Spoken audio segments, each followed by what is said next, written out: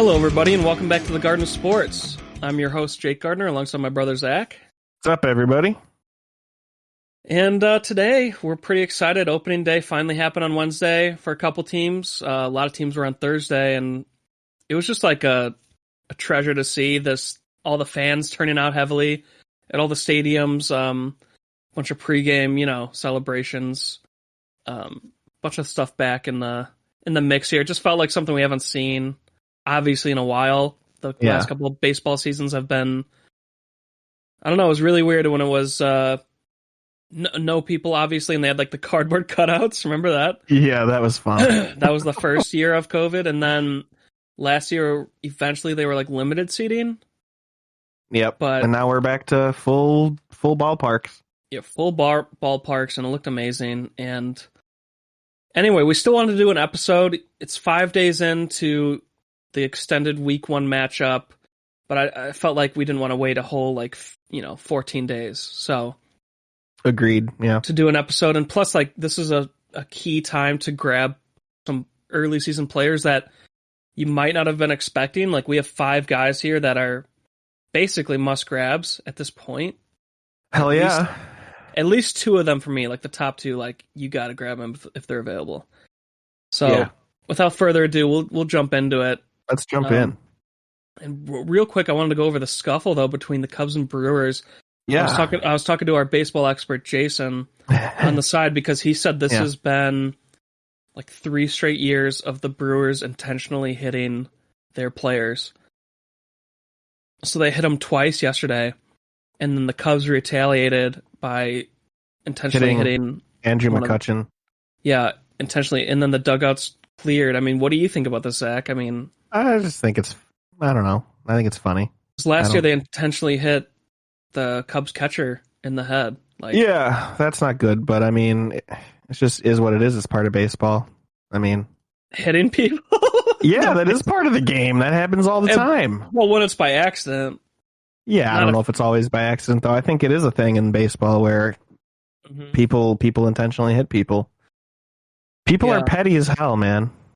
It's a thing, but I think it needs to stop. Especially athletes. That's cranked to 11, the pettiness.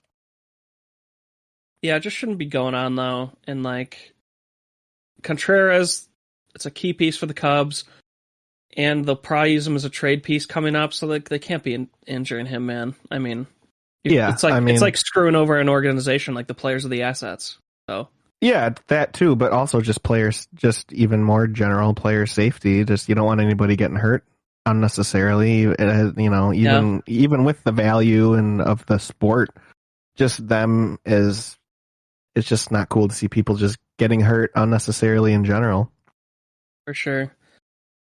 Yeah, but even though a lot of the Cubs players have been gone from last year, it's still nice to see they still have this fight in them. They have a lot of young guys. There's a couple of old guys left, but they cleared the benches for this. So I don't know. Maybe the Cubs are like a sneaky little playoff team. Maybe they get a wild card. Maybe. Do the expanded playoffs start this year or next year? This year. So I mean, they could squeak in. We have talked about how they have a bunch of on-base players. They do, but I don't think their pitching's deep enough, and I don't think their bullpen's good. Bullpen for sure. Pitching, they have at least they have 2. Couple starters. They have 2 starters, and they then got 2 Bulldogs. I think it really rides on Suzuki for sure. He looks great so far in only 2 games. Yeah, dude. He could give them, if they didn't have him, they might have 10 less wins. You know what I mean? That could be the difference. Right, that would be crazy. That would be crazy as a rookie to have that much value. Mm-hmm. I really like him, man. Bro. Yeah. But anyway, let's jump into our preseason preview. You buying into Jason Hayward's 500 batting average right now? No, he doesn't. It sucks, bro. Signing him, he looked like a future, long-term stud, and yeah, at least he plays great defense. Otherwise, he gives good speeches. It would have been the worst move ever if he didn't play defense anymore. But right, Gold Glove. Yeah. At least he does that. Let's get in. I wanted to go over our preseason. What do you call it? award show Yeah, because preseason awards. our 2 preseason episodes were just mock drafts talking about our sleeper picks, busts. We didn't go over these awards, which I wanted to just go over real quick. You want to go MVP and I'll go MVP? Yeah, let's go MVP, bro. Who do you got? I got American League Luis Robert. Think he's gonna put it all together for a full season. I think he's gonna be one of the best hitters in baseball. For sure. And National League Juan Soto, because I think he just is one of the best hitters. And if he plays a full season, I think he definitely will be putting up MVP numbers. For sure. I'm going to go a little different. I took AL. I took Vladimir Guerrero. He got not snubbed last year, but it just like a record-setting year by Shohei Ohtani is the only reason he didn't get MVP. So yeah. I think he's coming into this year with a chip on his shoulder. Obviously, he's proven it last year. I think this is a big year for him. And then I have Soto. I'm going to agree with you on NL. I think this is where he finally puts it all together a full season. He's had basically a couple seasons where it was either first half or second half, but maybe struggled a little bit in there, and so that's why he hasn't... Does he have an MVP? Am I messing up here, Zach? I don't think he does. Juan Soto? No. I don't think so. He's been talked about for a couple years, basically, about... It's been Dodger players like the last three... at least for 3 of those seasons that he was kind of coming up.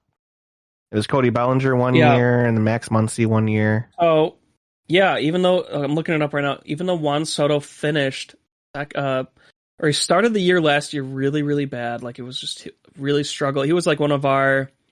We weren't doing the show yet, but he was one of our try to trade for him guys. Yeah, like buy lows. Buy lows.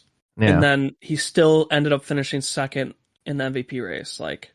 Mm-hmm. I think he finally puts it together here, man. I really do. I do too, if he can stay healthy for sure. Yeah. Who do you got for Cy Young? So Cy Young, man. American League. Yes, you're going to hear me correctly, everybody listening. Dylan Cease. I think this is his big breakout season. He had... A lot of people still wouldn't call Dylan Cease a top pitcher in baseball, but yet he finished top 5 in a ton of good categories, like pitching categories. He had 226 strikeouts, and a lot of people still think that last year wasn't a breakout year for him. And he was he was top 10 in strikeouts in baseball. Yeah. And just a marginal improvement from what he did last year puts him at a top 10 pitcher in baseball. And so I think that if he can do a little bit of improvement from last year, he'll be in that conversation. So I'm gonna go with it because I'm a big White Sox fan. So I'm just gonna go Dylan Cease and put my money on the table there. and then National League, I really like Max Fried on the Braves. I like what he did last year after the All-Star break, and definitely in the playoff run. He looked like a frontline ace, stud fucking pitcher, for the whole second half of the year and all through the playoffs and the World Series. Yeah. And I think if he can do that for a whole season, he definitely puts himself in the Cy Young talk. Did he have a good first start? Did he start yet? Yeah, he did. He was the opening day starter, and he did look really good. I don't know what exactly. I actually didn't look at his numbers, but I know that the Braves won, so. Yeah, 5 strikeouts. Well, no, he got a loss against the Reds. Oh, jeez. 5 strikeouts, 10 swinging strikes. Yeah. And respectable 30% called strikes plus whiffs. So. Yeah, so, I think a whole year of him putting up good numbers, I think he'll definitely be for sure. Up there. And then just my comment on Cease real quick, because I think he could win it too. It's just they got to pitch him more than 5 innings. Definitely. His first start yesterday. But they're still ramping pitchers up, so pitchers aren't. Yeah, pitchers you're all probably across right. baseball aren't pitching more than 80 pitches right now. They're not going to let everybody go till I think at least through mid-May. Everybody's going to be fully ramped up just because of the shortened spring training. So it's going to be a couple more weeks of pitchers not going as much as you'd like to see them go, I think. So. Yeah. No, I totally agree. I think he needs to be able to pitch 6 to 7 sometimes and still dominate. Yeah, And then we got to see it against good teams too. We got to see him be more. Definitely, if there's one thing he can improve on is being more consistent against we see him kind of struggle a little more against better teams. I think him just getting older and more mature as a pitcher and just keeping working on stuff and adding more to his repertoire. I mean, he's a 4-pitch pitcher. That puts you at people think you can be an ace if you can actually go out there and throw 4 pitches any given day. That puts you at this guy has the potential to be an ace. And he throws 3 pitches masterfully that he does really well. He can get a ton of strikeouts with 3 pitches. And they're working on the changeup right now, and he can throw that. He's just got to get more confident with it. And I think if he can start getting guys out with the changeup, that's going to open him up to a whole nother level, I think. So for sure. Yeah, for sure. And I actually have 2 different guys, but I still like yours. I want a little, maybe more risky, but Alek Manoah is my I like that one. Cy Young. I think he could be a big surprise this year. He could be the best pitcher for the Blue Jays, I think. Actually, yeah, 100%. I think he could take over as the best pitcher for the Blue Jays. And then not just that, but dominate the league. He's got, I don't know, he's like the next Lance Lynn, bro. And yeah, to me, and Lance Lynn, when he was young, also won an MVP or a Cy Young. And then, did he win it a couple years ago, or was he runner-up? Runner-up. Okay, yeah, runner-up a couple years ago. This is just a guy who's... man, I have to look more at his pitch, all his pitches, but he's just able to... He's a big strikeout guy, and I think with that team... I know he throws 4 different fastballs, which is pretty cool. Lance Lynn. Okay, gotcha. Oh, Lance Lynn. I'm talking about Manoah. Oh, I thought you were talking about Lance Lynn a couple years ago. Yeah. Oh, all right. No, never mind. I lost. I think Manoah will have the power and the youth to last all season and dominate. And I think, I don't know, with the team behind him, I think he could do it, bro. I really do. Yeah, I agree. That's a good one. But I wish I could put more. I don't have his pitches all in front of me, but more detailed take on it. But Walker Buehler. I just know that him as a rookie last year, he was arguably their best starter. So yeah, they did add more talent. Late, they did add more talent this year, but to their whole pitching staff. But he was very good, looking very good when they called him up last year. Yeah, totally agree, bro. And then NL, I'm going Walker Buehler. He was runner-up last year, and to Corbin Burns, I believe. Yep. And I don't know, Corbin Burns could have a slump here. He didn't have the best first start, and I think Walker Buehler is the most consistent, dependable pitcher in the National League. So I think I agree with that. This is where he finishes atop. I'm pretty sure he keeps getting better every year too. Yeah, no, he does. He's been good every year, but he's also just building on it. Yeah. So very dependable. I think he gets to steal it this year. Rookie of the year, who you got, bro? So I'm going for American League, Julio Rodriguez. Yeah. I like him as an outfielder for Seattle. I think he's going to do very well. And trying to pull up some numbers here. Was he the top 5 prospect, or he is a top 5? He is a top 3 prospect. Yes. Okay. He's he got his first hit in his first game, and he has got some strikeout stuff, but a lot of young guys come up and they have strikeout trouble. But I think he's gonna hit a ton of home runs, and that outfield that Seattle could have of Julio Rodriguez, Kyle Lewis, and Jared Kelenic, that could be a hell of an outfield for a lot of years to come. Oh yeah. So I think I'm gonna put my money on him for Rookie of the Year. I like it. I like it. And then I got Seiya Suzuki for the National League because he just looks so seasoned out there right now. You wouldn't think he's a rookie the way he's so patient at the plate. Yeah, I'm going to match you on that. I picked Suzuki as well. He's been in a professional league in Japan, so I think he has a one An up edge. on college to AAA players. I know AAA is really good too. It's just like a foreign professional league might be better. They are for sure in basketball. I don't know about baseball. I know baseball has a very good minor league system. I just think him being the top star coming from another professional league puts him above the rest of the guys, especially in the NL. Like the AL has better a rookie class, I think. Yeah. So it was actually really hard for me to decide in the AL. I was actually between your guy Julio Rodriguez and Bobby Witt, but I jumped on the Bobby Witt hype train after he had his first double in his first game And a dinger. Oh, did he really? Okay. Yeah, hit a dinger too. And he's a great defensive player as well. I've seen a bunch of cool highlights of him over the last couple of days. Mm-hmm. I like Bobby Witt.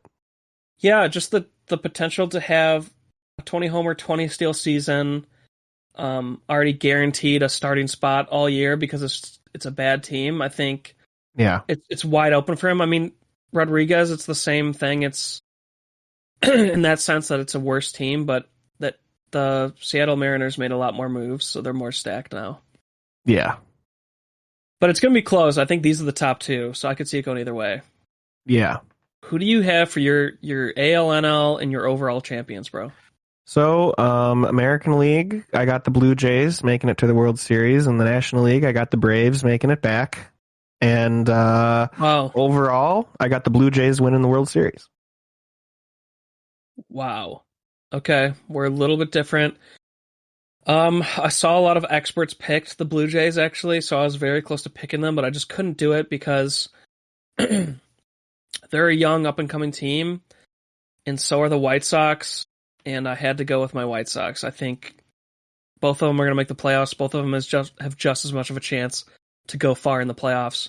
Like the Blue Jays, yeah, they got Vladdy, who was a runner-up for MVP last year, but that doesn't put them over the edge.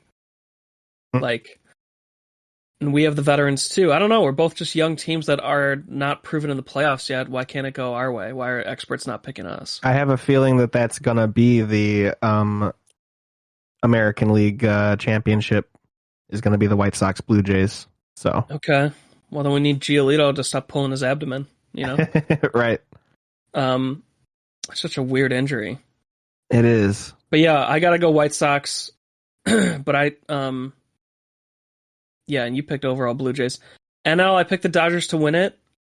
They're so stacked, and they messed up last year, losing to Atlanta in the playoffs. Like they just got cold, and I don't see that happening again. I think, no, they're too stacked. And imagine if they get Trevor Bauer to actually play games too. If they get Trevor Bauer back, which I think they will, I think he didn't get. I'm not an expert, but he didn't get convicted of anything. So, no, he didn't. He's going to get 20 to 40 games max. Yeah. So he'll be back eventually. If he was convicted, he'd be out for the season, no doubt. But there's no charges. You can't. What are you going to do? Right. And that's supposed to come out here April 16th. And then, yeah, and then also their former MVP from 2 years ago, I think he needs to, if he comes back to form, they're scary as hell. Yeah, Cody Bellinger. Yeah, like, I don't know where his head's been. He's just been getting high or what? It's been in the clouds, bro. Yeah. And then I just could not pick the Dodgers over the White Sox for me since I went with the White Sox. I'm going to pick them again to win the championship. So mine's a little more, maybe yours is more realistic. But I'm going White Sox all the way, baby. I love it, man. I said I think the American League Championship is going to be the Blue Jays versus the White Sox.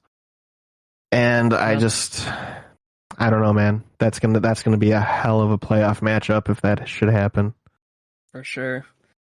Yeah, let's get into the fantasy though. I wanted to get that in though before we got the season rolling. So, I got lots of fantasies for you. Oh my gosh! So guys, we're gonna go over key pickups, and then we have a watch list with a quick hook list. Yep. So a couple of lists there, but so the watch list with the quick hook is guys that are just maybe near key pickups, but you don't have to grab them yet. But you have to be ready to grab them like day of like a breakout game, you know. Mm-hmm. And then we have a watch list at the end, which is more deep league, like possible long term moves. Like these guys could do something this year, but they're not must grabs or quick hooks. So let's go to key pickups first. Gavin Lux. This is also a key pickup for drafts for us, but it doesn't look like he was heavily drafted, actually. No, not really. 33.3% owned in ESPN, 56% owned in Yahoo. He's 2 for 5 in his first 2 games on hits. He hasn't, with the trade of Pollock, he's going to be playing every day because they're gonna be able to have him and Chris Taylor both on the play every day now. So he's not just going to be a utility guy anymore. And I think that went a little overlooked in draft day. Yeah, no, I totally agree because a lot of people drafted right after the Pollock news, you would say, so maybe they weren't really thinking about it. But Gavin Lux already looks good to start the year, and he's going to get all that playing time. Yes, he hasn't proven up to his pedigree yet of the type of prospect he was. He hasn't proven that yet over the past couple of years, but this could be it. Like, this is his chance. I agree. I think this is his year, breakout year. And then this guy I'm even more excited about. Jeremy Pana, 24.6% owned in ESPN, 32% in Yahoo. 3 for 11 his first 2 games. No, 3. I meant 3 games, but so 3 for 11 his first 3 games, and he's just this beast young shortstop that the starting spots opened up because their guy just left. Zach, what's his name? For what team is he on again? Houston. Jeremy Pena? Houston. The shortstop. Oh, yeah, this guy. Because Correa just left, and Correa's on the Twins now. Yeah. Yep, that's what I was trying to say. Jeremy. So this guy's Jeremy taking the Pena. spot, and he looks really good. I don't know if he's a rookie. He is a rookie. This is his rookie year. Wow. He was a third round pick a couple years ago. And I guess they're just going to be able to fucking replace Correa, no problem, it looks like. And he's the Houston Astros, man. Yeah, that's what I'm trying to say. This guy already looks like a beast. He has an everyday role on a very stacked team of, this team has 8 players ranked in the top 100 on the recent list released by ESPN. And I think it's a potential breakout year. This guy's got power and speed. This is another guy kind of like Bobby Witt that could go 20-20 in his rookie year. Yeah, I mean, Houston, man, as much as you want to, it's easy to make fun of them about cheating or whatever. I never thought that was as big a deal as it was made out to be. I thought that they still had good players on the team, but they draft so well, man. I mean, they lose George Springer. They replace him with Kyle Tucker. Yeah. They lose Correa now. Looks like if this Pena guy pans out and is a stud shortstop, they just keep the line moving, man. Yeah, I'm pretty excited about him, and he had a really strong spring to back it up. That's how he got the role. So it's not like this is just a flash in the pan. He's been building on it the whole spring, earned the starting gig, and then has also had a really stud game where he went 3 for 5 on Thursday. So Andrew Vaughn just hit a 3-run bomb. Dude, this is another guy coming up on our list, but now he might be moving up to key pickups, bro. Anyway, Jeremy, 9-1 White Sox. Just wanted to say it. Sorry. For sure. We got the game going on while we're talking, guys. Well, you do.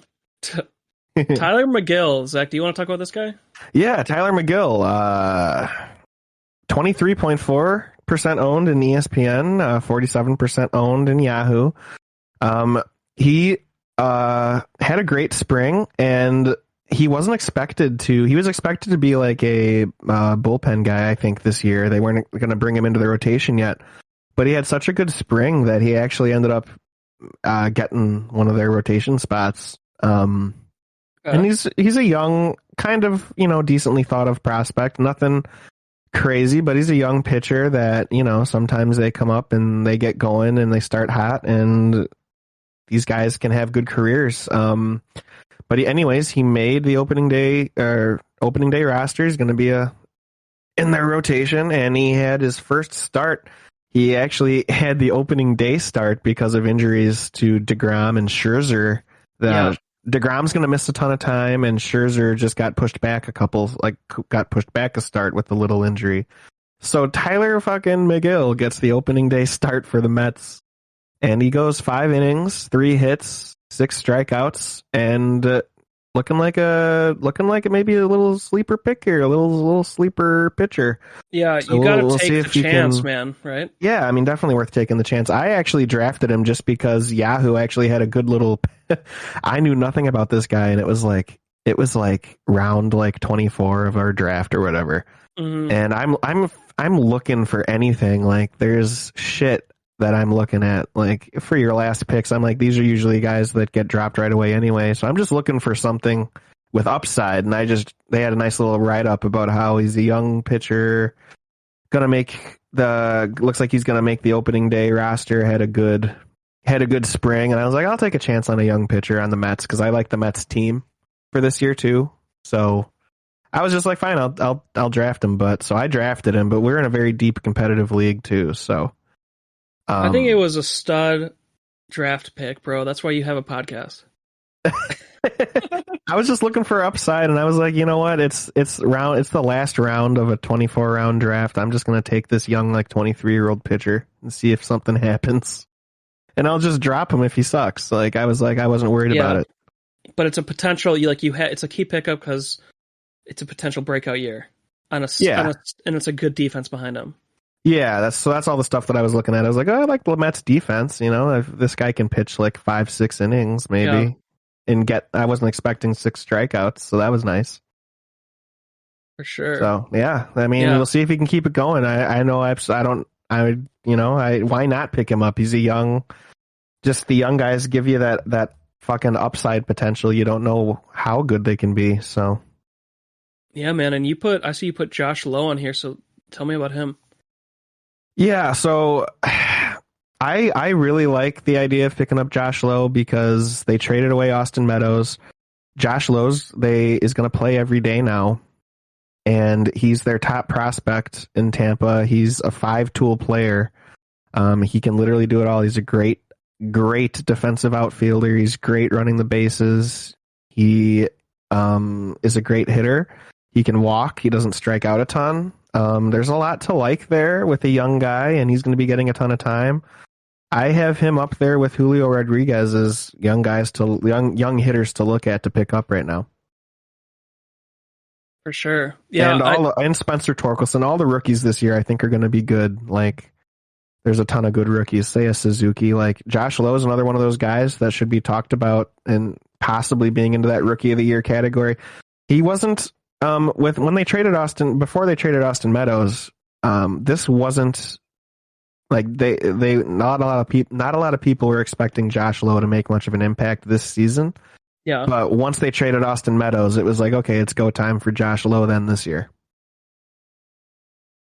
Yeah, and I know wait, this isn't okay. I'm mixing this up with other guys, but yeah, top prospect on one of the most stacked teams in a very stat-focused organization. They run it by the numbers, and that's how they draft players. And this guy wouldn't be up if they didn't know he could get on base. So, and I think one of the reasons that they were okay doing the Austin Meadows trade is because Josh Lowe, if you look, he hit 291 in AAA last year. Yeah. And he had 20-something home runs. And he was doing I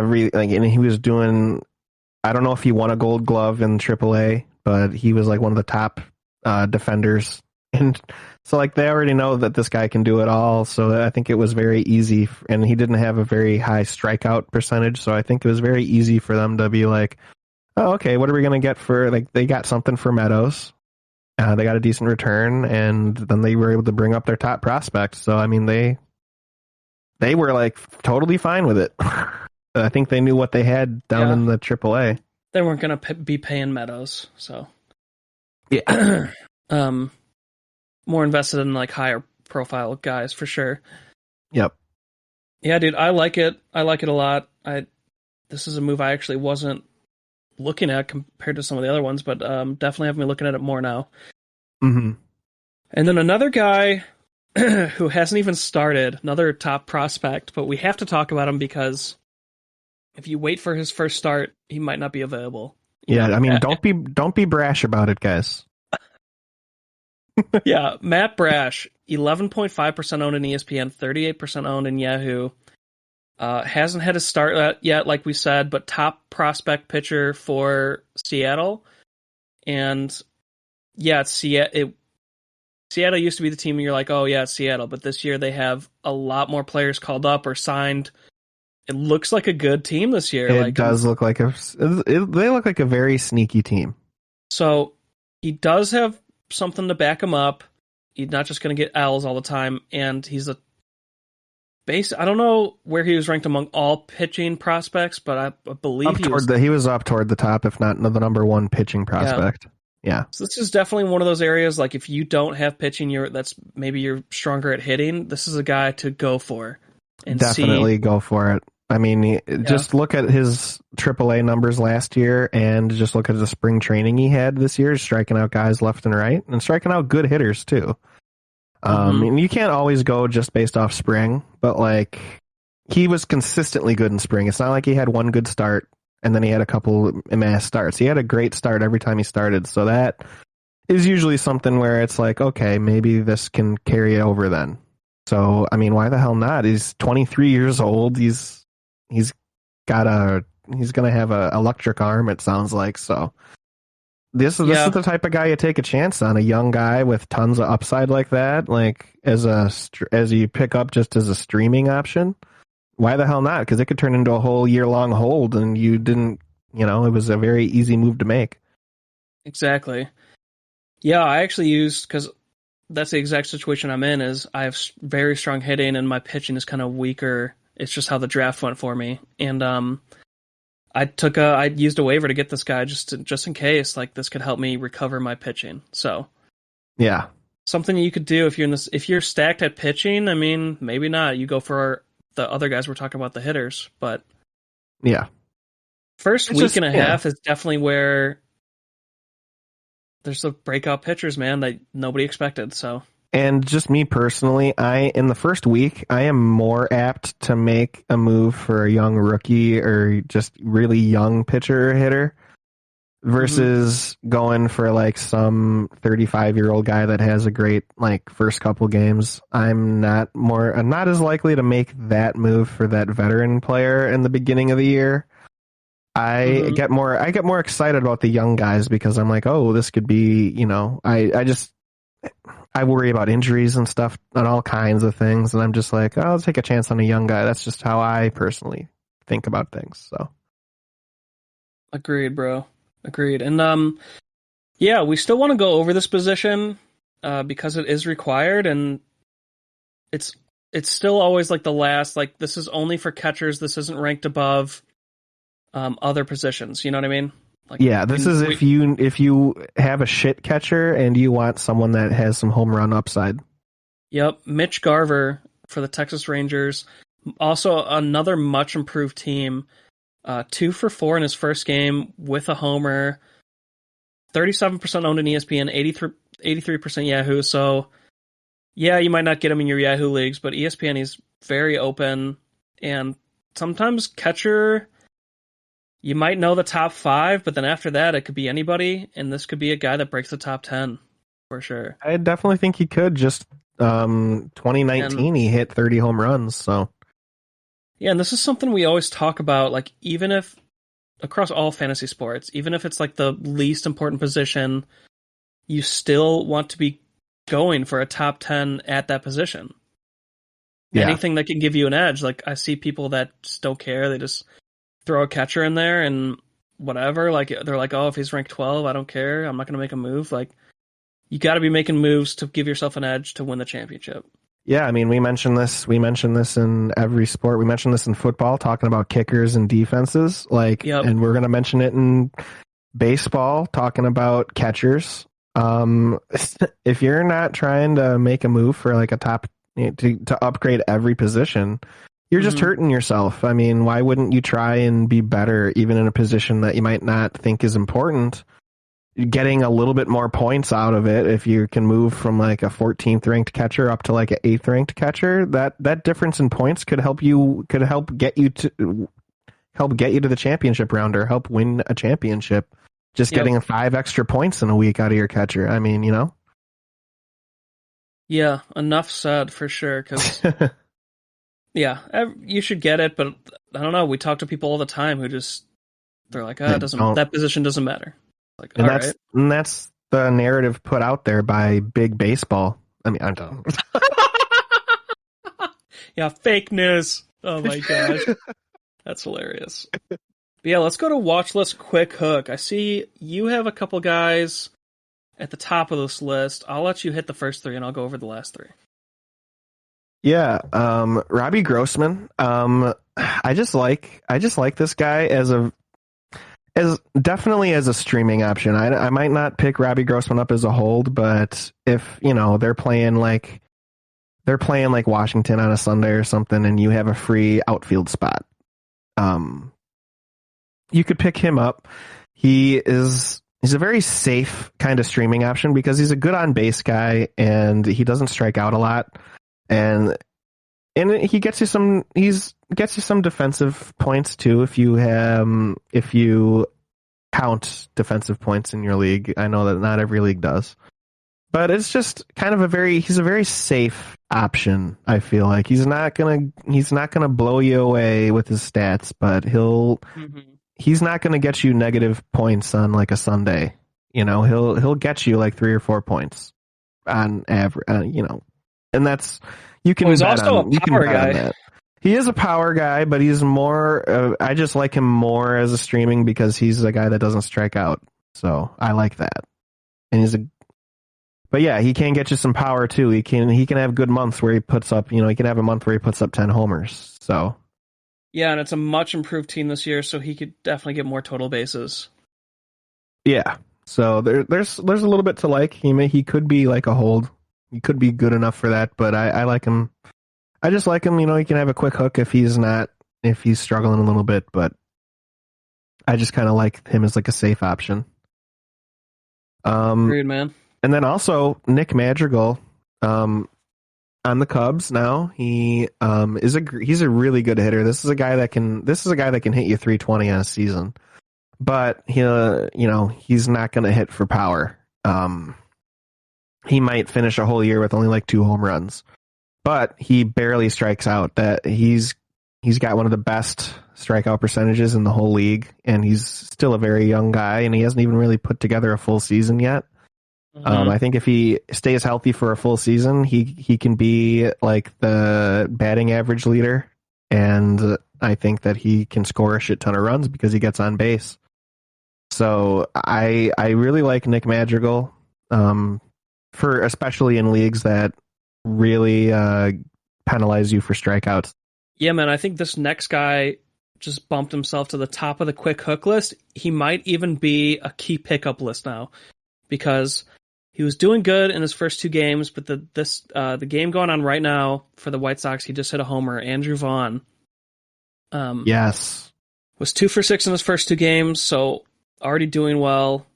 Had 3-run dinger, baby. Highly touted prospect going into the last season. Basically, no, he was our top prospect. Yep. Going into last season, he was a top prospect in the league. Just to verify here, he had a pretty good season. But we didn't use him every day, right? I mean, he was and we had to play him in the outfield. It wasn't like a breakout year. He was a first base prospect, and he was expected to like play first base. Basically when Abreu needed a rest. It wasn't expected to be like an everyday guy, and maybe DH every now and then, like DH a little bit. Yeah.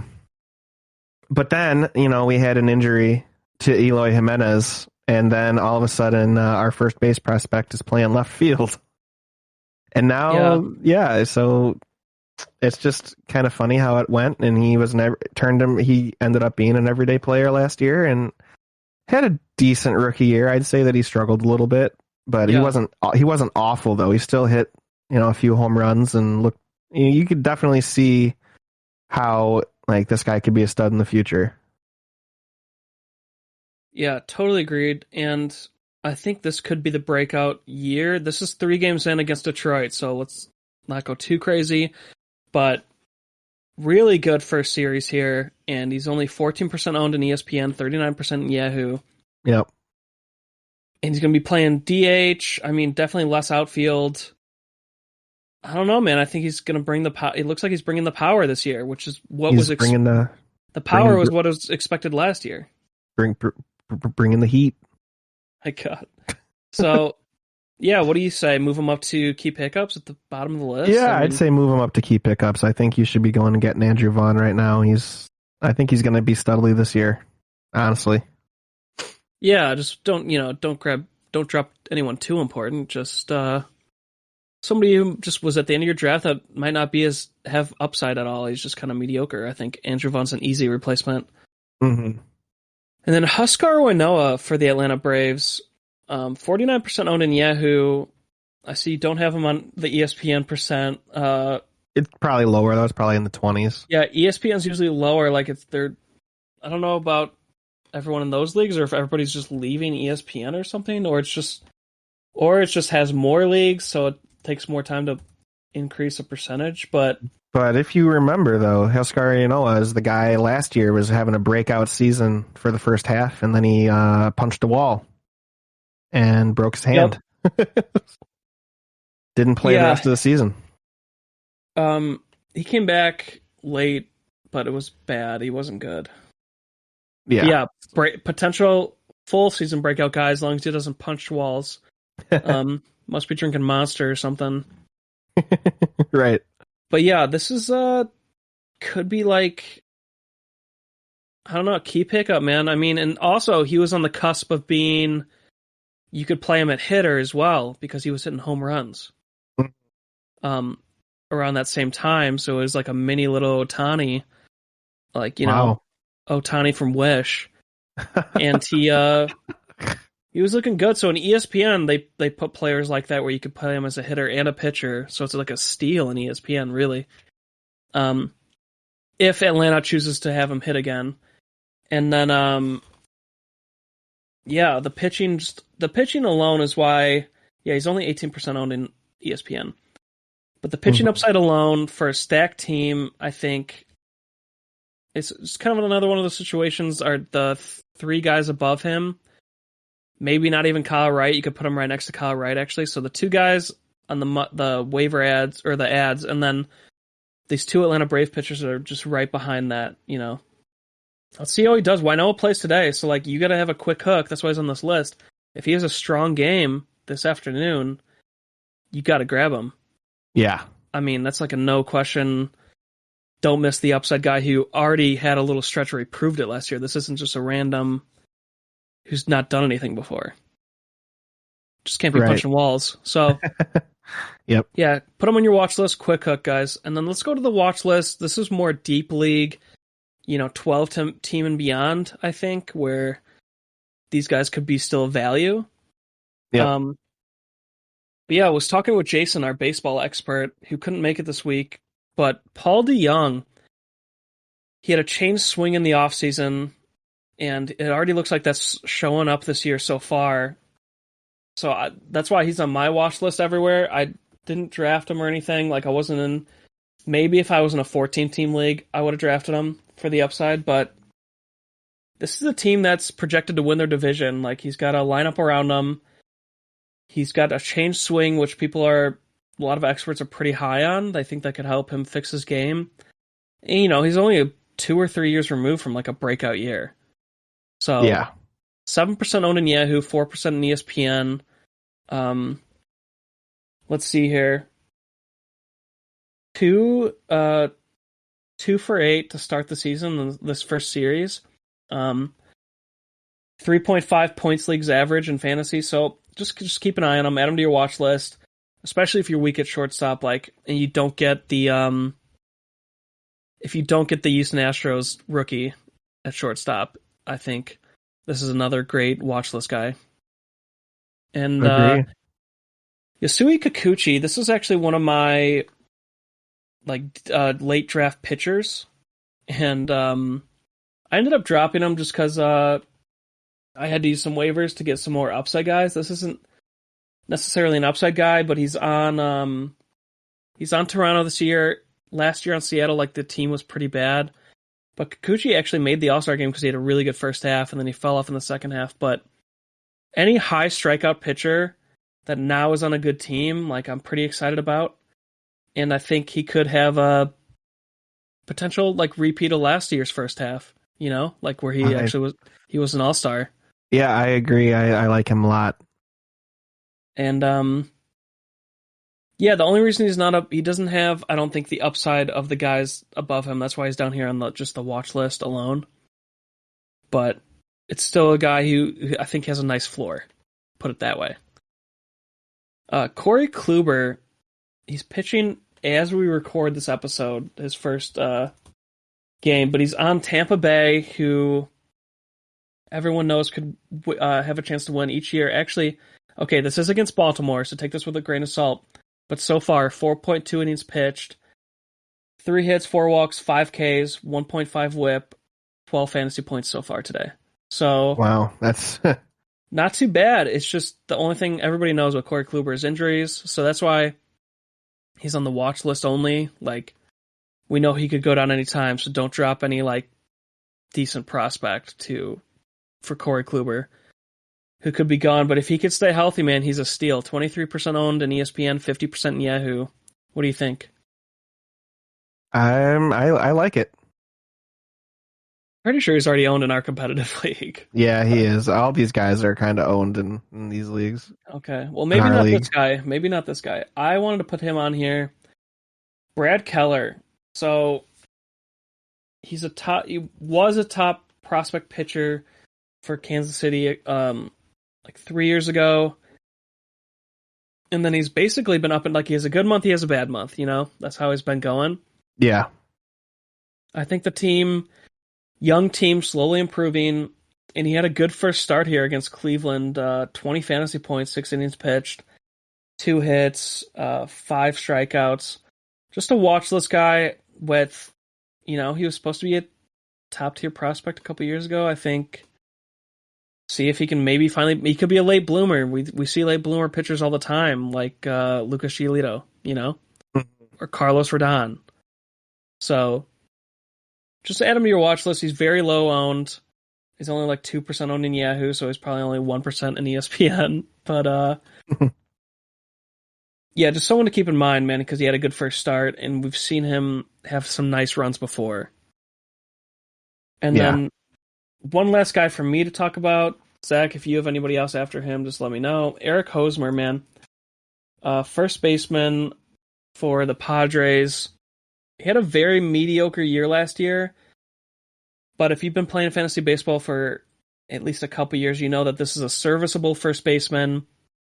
Say you didn't get really any good first baseman in your fantasy draft that just didn't, roll your way or the cards didn't fall your way.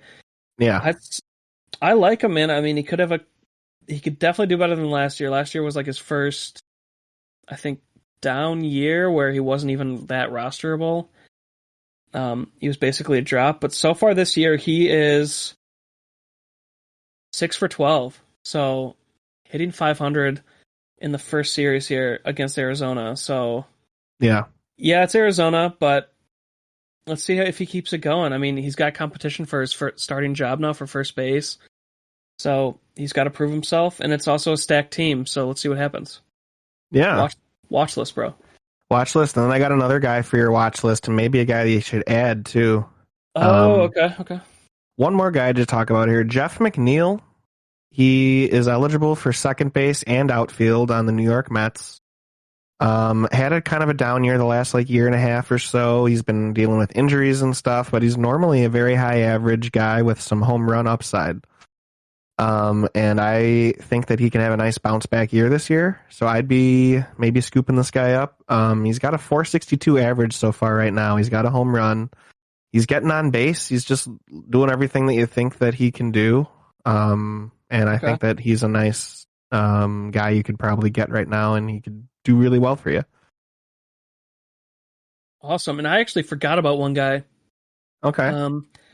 Which I would move this guy actually above the watch list to the quick hook list, because I was actually almost about to grab him. I can't believe I forgot about this. Myles Straw. Oh, yeah. Leadoff hitter for the Cleveland Guardians. I think when you gain the leadoff hitter spot, it increases your fantasy value a lot, because you have the highest chance at getting. You have a higher percentage chance of getting a lot or more runs during the season. And especially if your league, like if it's a categories league, this guy gets stolen bases, he's probably already drafted. But points league still, if value stolen bases at 3 points per stolen base, this guy could get 30 stolen bases this year. Yeah, No I joke. like it a lot. That's a great one. And he has Jose Ramirez batting him in. Yeah. So, and he wasn't even, like, last year he came up the second half of the year, and he was definitely a stream. Like, he was serviceable last year. This year he could be even better. Looks like he's not crazy yet. He's 3 for 10 to start the year, so 300. But he's also already got a stolen base, and he's in the middle of a game right now, so he could add to that. But stolen bases make a difference, and if you need an outfielder, I really like Myles Straw. Okay. Awesome. Yeah, that'll wrap it. Yeah, that'll wrap it. Thank you all for listening. Remember to hit that subscribe button, hit that notification bell, get updated on all our future, get updated on when our episodes release on YouTube. And then also go give us a follow on all our social media. We got Facebook, facebook.com/Garden of Sports Podcast. We have Instagram, instagram.com/Garden of Sports.